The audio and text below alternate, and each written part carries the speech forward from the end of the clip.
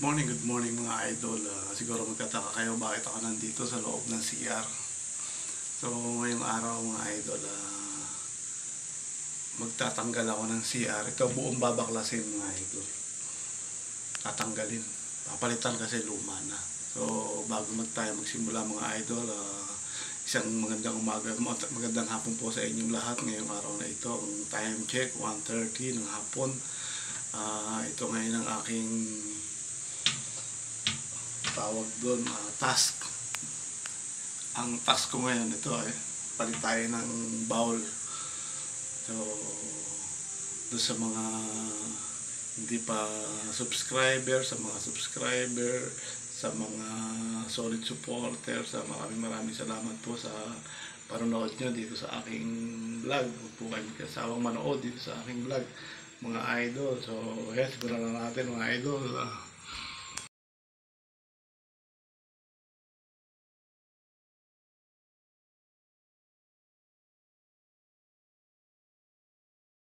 So ayan mga idol, ito nga tatanggalin ko to. Ito yung trabaho ko ngayon, palitan ng bagong bowl kasi luma na, malinis naman yan. Siyempre bago natin gawin yun, kailangan muna natin tanggalin itong mga to, itong mga accessories na mga nakakabit dyan. Tanggalin muna natin mga idol. So ayan mga idol, bakit tayo may suka? Kasi kung sisinsilin natin siya matigas, mahirap tanggalin. So bubuhos natin yung suka sa kanyang loob, dyan sa loob. Yan.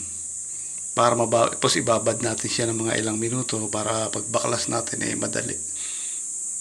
Naman ako lang dati pa sa noon, mga matagal na doon ko sa kanila to nalaman, sa mga matatandang tubero. Yan, idol. Yan mga idol, buhos natin siya yung suka. Kahit anong klaseng suka.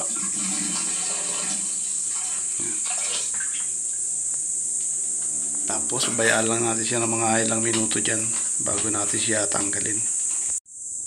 Ayun mga idol, after 10 minutes kailangan ko na siyang sinsilin. Ang kailangan ko lang ay pako at saka sinsil at saka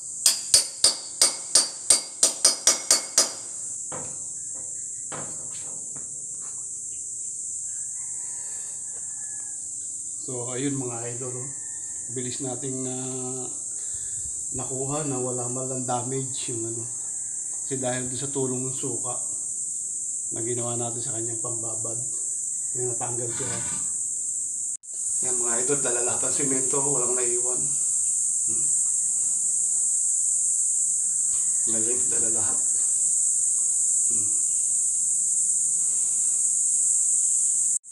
Yan yung papalit ko mga idol, yan yung bago.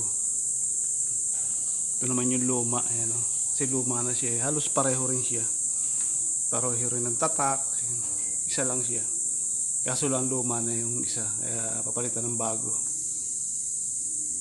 Mga idol, ayan yung butas niya, ipapatong natin siya kung tama sa tubo. Ayan yung butas niya, ayan o. Dapat pala ganyan yung kanyang tayo, pero ito na yung dati nating inalis hindi pala siya nakatapat. So kailangan nating itapat. Tapos kailangan may dala tayong lapis para maguhita natin siya. Yan, guhita natin siya. Yan pala dapat Diyan natin guguhitan yan para yung kanyang ay tapat tubo, yung kanyang butas. Yan. Yun lang yung madaling paraan mga idol para masigurado natin yung kanyang butas. Kasi mahalaga yun importante yung butas na yan. Yan. Yan. Yan. Ganyan dapat pala. Yan. So yung mga idol, kasi kanina isukat ganyan, tagilid. Hindi siya nakatapat. Kailangan pala ganyan. Ito yung mga idol, naguhitan na natin.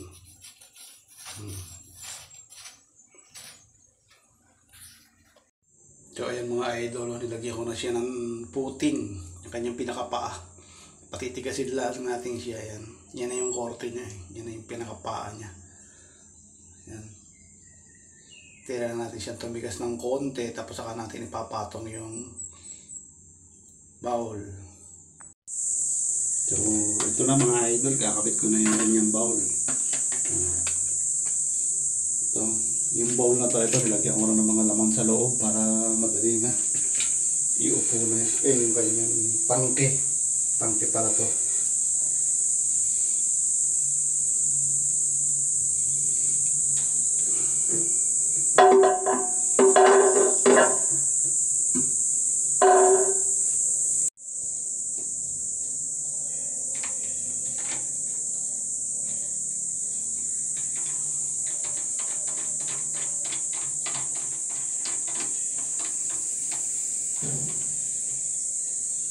So ayan na mga idol, tapos na set up na lahat. Ayan, lagyan na ng bidet, ng ano. So okay na.